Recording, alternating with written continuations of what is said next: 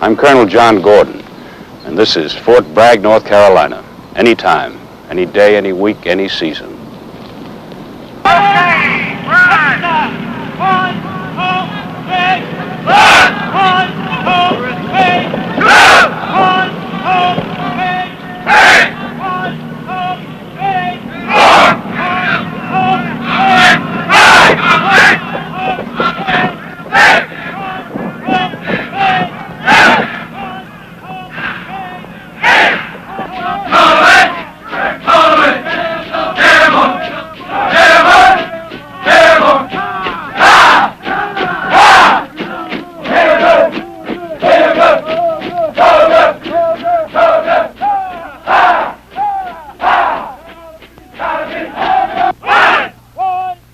Training in the 82nd Airborne Division is continuous, hard, and demanding.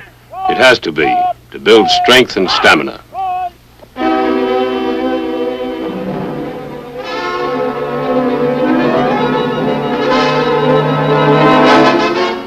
It is training that develops each trooper's confidence in himself and his ability to function with discipline and control in any situation.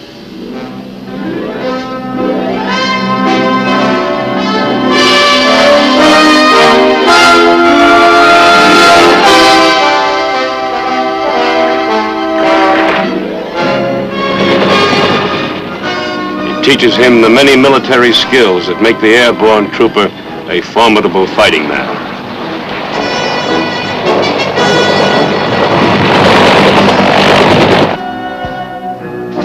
It makes him combat ready on the ground and in the air. This endless high-pressure training keeps the 82nd Airborne in top-notch condition for battle. As part of the United States Strike Command, it is prepared to move out swiftly by airdrops or air landing to trouble spots anywhere on Earth. The 82nd is proud to call itself always combat ready. 2, 3, 4. All the way, sir. Airborne. All the way. A slogan that expresses the fighting spirit of this great division. But perhaps the slogan that best describes the pride and patriotism of the 82nd is the one given it officially in 1917, because it was composed of fighting men from every state in the Union, all American.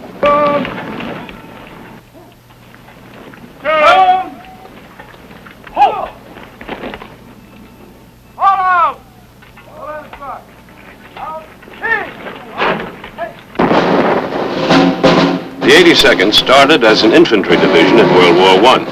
Sergeant Alvin York was with the All-American Division. Also a major named Jonathan Wainwright, destined for greatness as a general in World War II. At war's end, the All-American Division was demobilized. It came alive again in 1942 when it was reactivated as an infantry division under General Omar Bradley. When General Matthew Ridgway took command later that year, the 82nd became the Army's first airborne division. From the start, airborne training was rugged. They ran and ran some more. They jumped and climbed and crawled. There were calisthenics, rifle range, shoot school, glider loading, practice jumps, crash landings.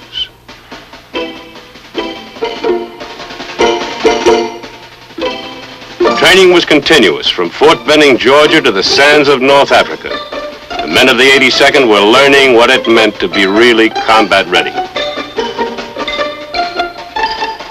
And ready they were when the first mission was announced in July 1943. Blowing up clouds of desert dust, they took off from North Africa and headed out over the blue ocean. Ahead was their first combat jump.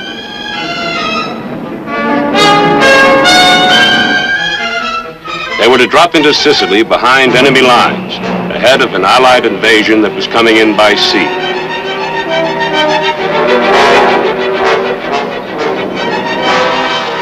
The men of the 82nd advanced 150 miles in 6 days.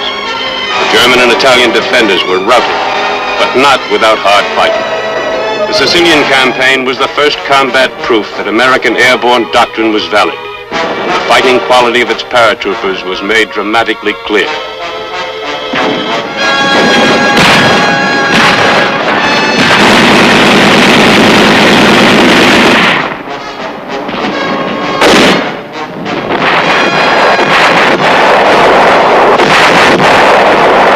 The next jump came soon afterward.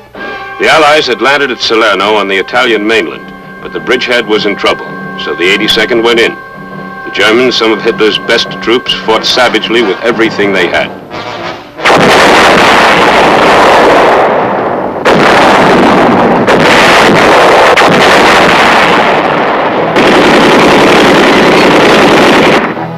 It wasn't enough.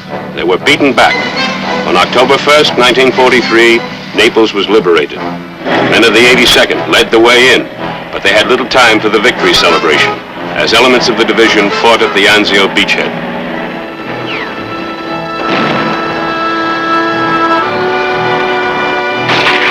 They pursued the Germans into the Apennine Mountains.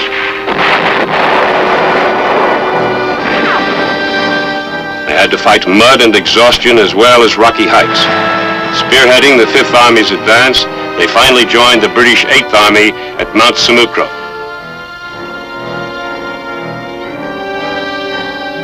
Then the 82nd was relieved and sent to England. This was their first real breathing spell since Sicily. No one really believed it would last for long, but it was nice while it lasted. Replacements began pouring in, and intensive training was resumed.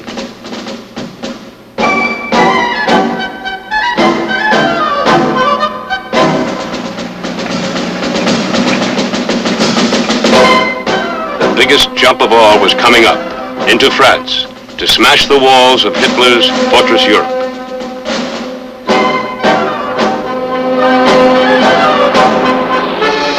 Once again, they were going in ahead of the ground forces. The 82nd Airborne, the new 101st American Airborne, and the British 6th Airborne. The German army was taken by surprise, but not completely.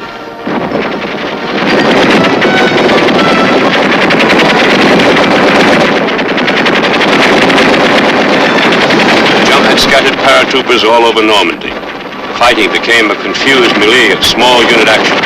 The troopers struck out hard and captured Sainte-Mère-Église, a key point in the Nazi defenses and the first town to be liberated in France. It was a slow process. They had to bleed for every town, field, and hedgerow.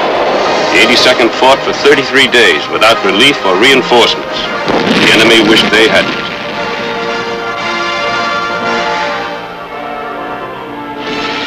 Of the 13,000 men who jumped into Normandy, only 5,000 were still on their feet when the 82nd was sent back to England to rest and rebuild the outfit. Almost as bad an ordeal was the Battle of the Bulge, when Hitler's Panzer divisions cracked the Allied line in Belgium. The 82nd was called on to hold the northern shoulder of the Bulge. Not only were they outgunned and outnumbered, they were freezing.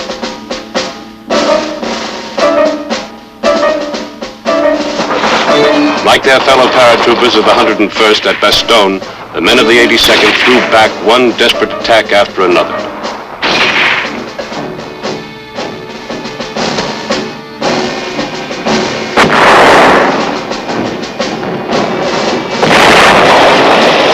Finally, the Nazi drive was played out.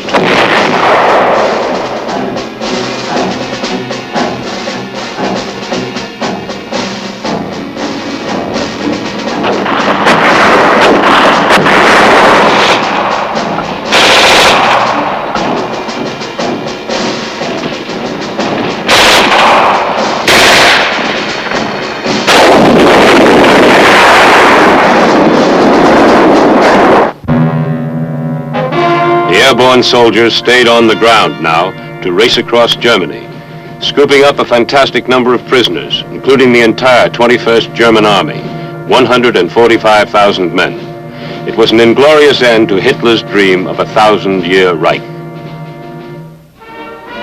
and a triumphant war's end for the 82nd, which was chosen by General Eisenhower to act as American Honor Guard in Berlin.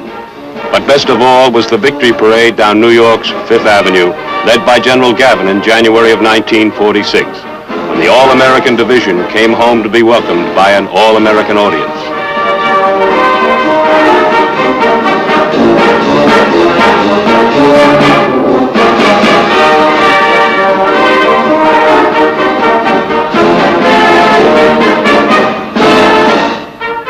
Unlike the aftermath of World War I, there was no deactivation for the 82nd this time. Instead, it was made a regular Army division, and it worked at it, mastering new techniques and equipment.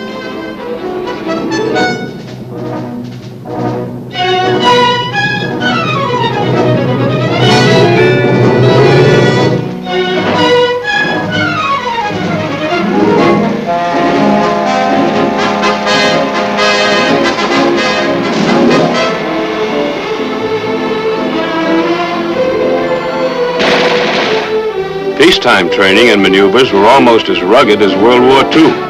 A series of large-scale field exercises made sure that the 82nd lived up to its reputation of always being combat ready. There was some disappointment at not being called on to help in Korea, but that almost totally mountainous country made the use of airborne troops impractical.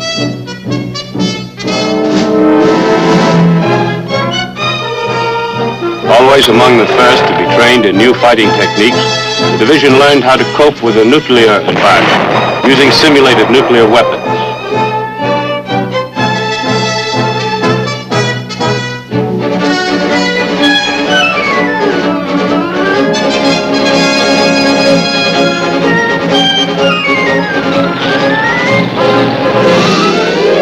These training exercises ranged from coast to coast and as far north as Alaska, where the paratroopers were drilled in cold weather jumping and tactical maneuvers.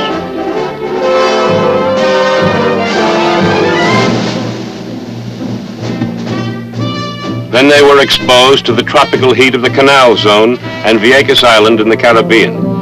For the 82nd, being combat ready meant being fully prepared to fight in any location on Earth. Real combat seemed close in 1962. The All-Americans were set to go all the way during the Cuban Missile Crisis in October. The 82nd stayed on full alert until the threat of war was over. However, another alert 3.5 years later did result in the 82nd being under fire again.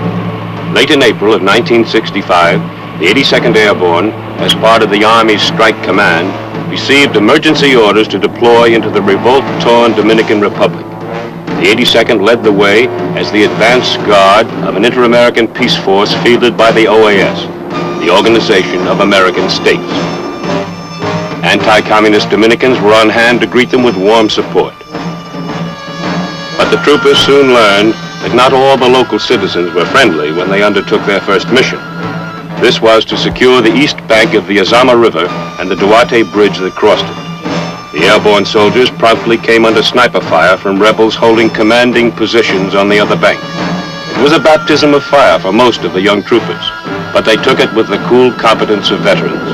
They crossed the bridge and penetrated Santo Domingo, where they set up a network of outposts and checkpoints to contain the rebel sector.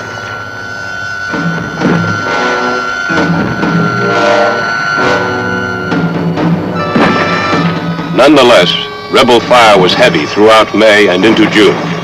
The airborne soldiers moved swiftly and expertly to knock out snipers. The 82nd was under strict orders not to take the offensive, since negotiations with the rebels were underway. Discipline remained firm despite harassing rebel fire that wounded many civilians, innocent bystanders who were swiftly evacuated to field hospitals where they received the same care given to the wounded paratroopers. The 82nd's task was eased considerably when troop contingents arrived from Latin American countries who were members of the Organization of American States. An inter-American Jeep patrol toured the city until peace negotiations were successfully concluded on the 31st of August. Then the 82nd was promptly redeployed home. Back at Fort Bragg, the 82nd picked up where it had left off. More airborne training and maneuvers to keep the division's skill in airdrops razor sharp, and to make sure its air landing capabilities were up to the minute. In realistic battle exercises, they worked out with the Sheridan, an armored reconnaissance airborne assault vehicle. It's a formidable addition to the 82nd's firepower. It can be air-dropped as well as air-landed to support initial waves of paratroopers with heavy firepower.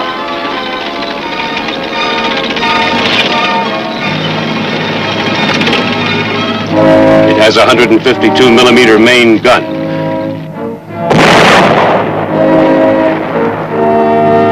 And a guided missile, the Shillelagh. When the Vietnam conflict came, the men of the 82nd promptly went into the field to practice the tactics of counter-guerrilla warfare. Enemy forces were simulated by their own men, using guerrilla tactics of hit and run. However, their line of retreat was scouted by helicopter. The home base of the guerrilla force was pinpointed. This was a Viet Cong-style village, a typical guerrilla strong point. The encircling paratroopers received the word to close in. The guerrillas put up a last-ditch resistance, but the airborne soldiers quickly overran the village and began a roundup of prisoners. Some of the guerrillas tried to get away through an exact replica of a Viet Cong escape tunnel. Even though the mock battle had been won, the note of battlefield realism remained, as hiding places and booby traps were cleared. Rugged field training under realistic conditions, the 82nd's formula for being always combat ready.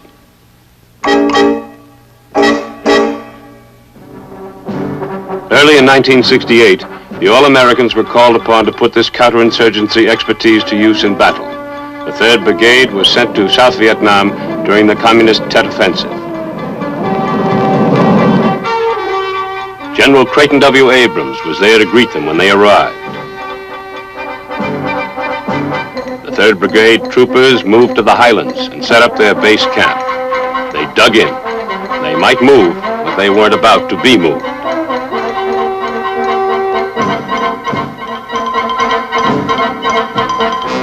Bunkers were built, firing positions sandbagged. 4.2-inch mortars were set up.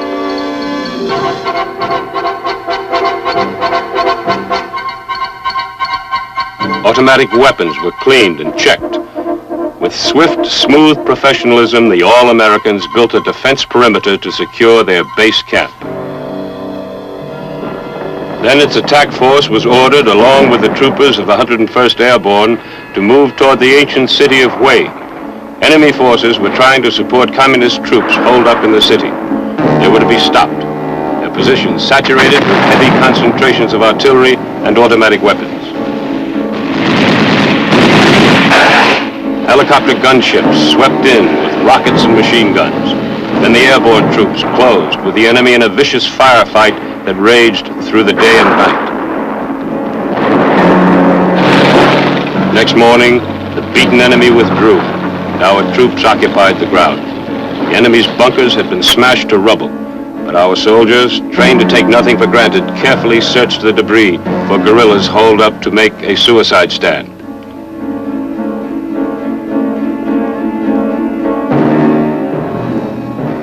But the Viet Cong really were gone, except for those who had been killed or captured. The performance of the 3rd Brigade was outstanding. It remained in Vietnam as an independent unit until late 1969.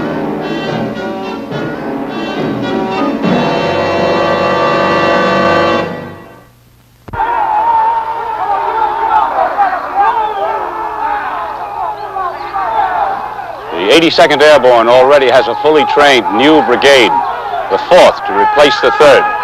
They continue to train tirelessly to raise their high state of combat readiness a notch higher. To make its superb fighting men tougher, smarter, deadlier soldiers, its schools are busy developing small unit leaders, training specialists in old and new military skills. This is the Raider School, the 82nd's adaptation of the famed Ranger course at Fort Benning.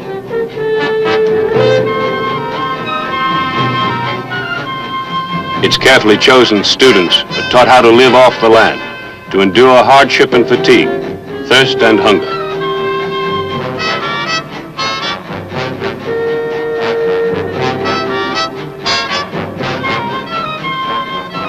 They must be able to carry out patrols in difficult country, to bring back intelligence information or prisoners. So they are taught to overcome any kind of natural obstacle. Report. Sergeant, ready to step in. Request permission to drop. Drop. Hey!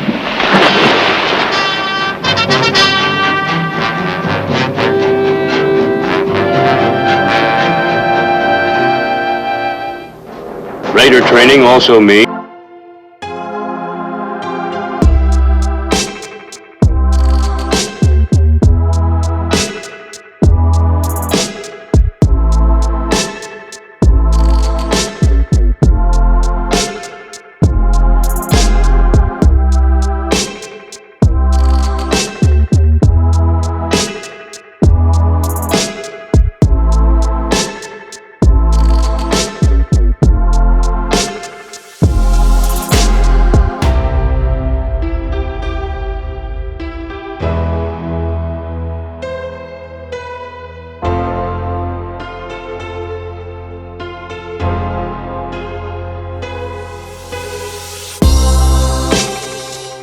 bring it back.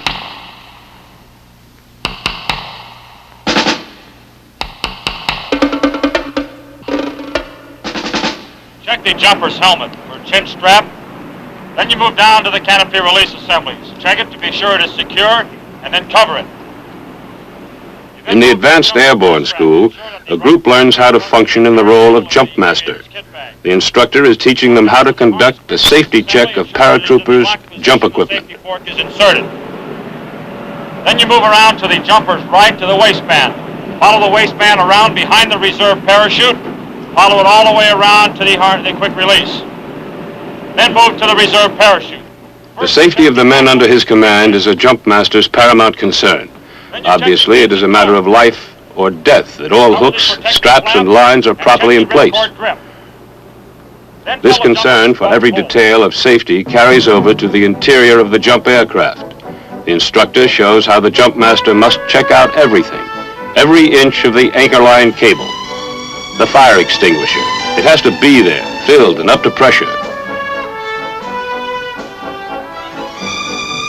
From end to end of the big troop compartment, the jump master's job is to make sure, personally, right down to the jump lights by the door.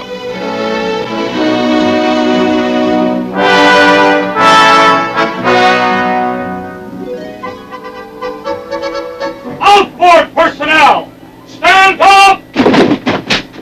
Inboard personnel, stand up! Hook up! The students also learn the jump procedures and voice commands that control and direct the paratroopers until the final moment when they'll step out the door and be on their own. Check static line!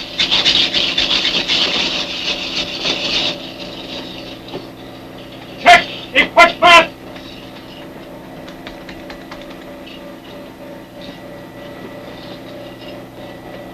Sound off for equipment check! Okay. Okay.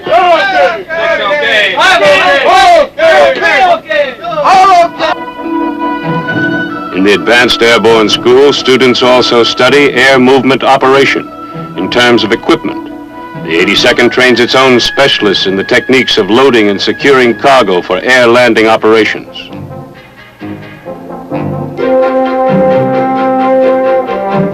They also learn how to rig heavy objects for airdrop, the longshoreman's skill refined to the nth degree.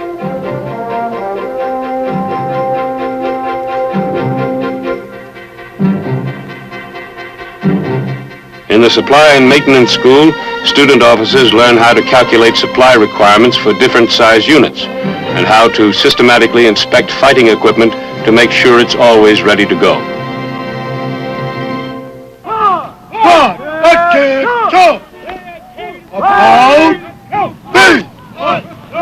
Right down. By the number. The 82nd's Non-Commissioned Officer School puts the focus on small unit leadership. The NCO is a basic and vital element in any unit's chain of command.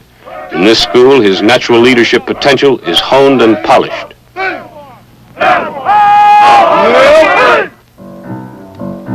In the 82nd Airborne, the competitive spirit is encouraged by an intensive sports program.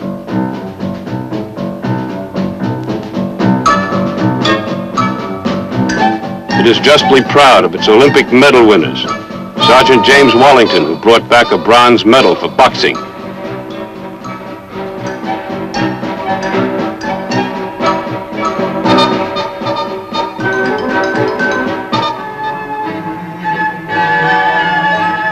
Sergeant Wallington is equally skilled in his job as a member of the division's highly effective and fully air-portable communications network.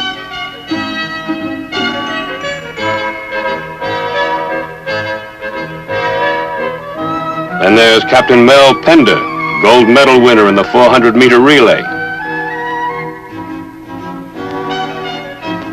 Captain Pender's main interest, however, remains his professional mission as an officer of the 82nd.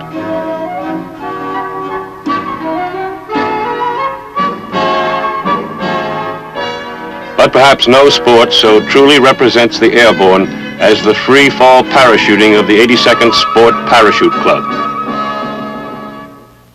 Schools and recreation programs, work and play, all directed to the end of keeping the 82nd tuned to perfect pitch in order to carry out its mission as the airborne arm of Strike Command.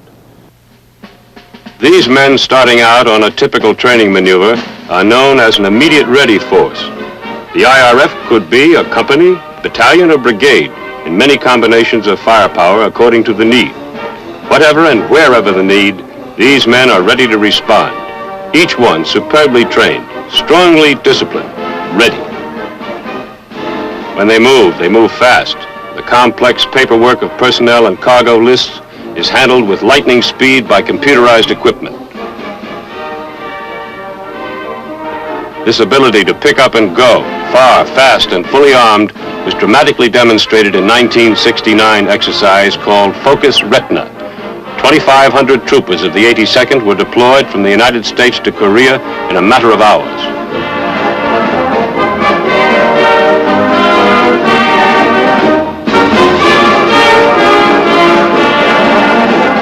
The entire exercise took only 5 days and involved more than 7,000 troops of the United States and South Korea. This is the 82nd Airborne Division, fearless among fighting units. Its history is long and famous, crowded with great battles and inspiring deeds of valor. But its story is far from over. You will surely hear from it again when a call comes to defend this country's freedom. The division will always be in the forefront of battle, and beyond all doubt will prove again, over and over if necessary, that in fighting skill, courage, and devotion to duty, the men of the 82nd are indomitable. They are all American all the way.